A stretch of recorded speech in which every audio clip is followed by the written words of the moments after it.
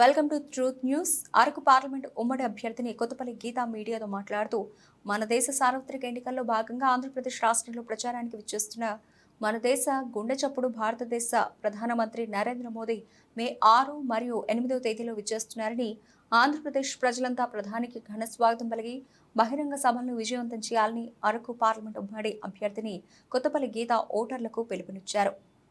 అందరికీ నమస్కారం.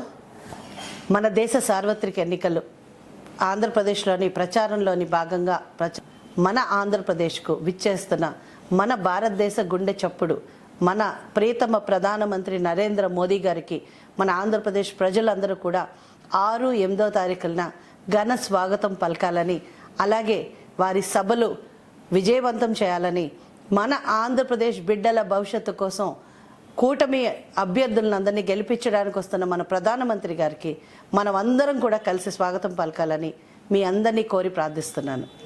మీ కొత్తపల్లి గీత.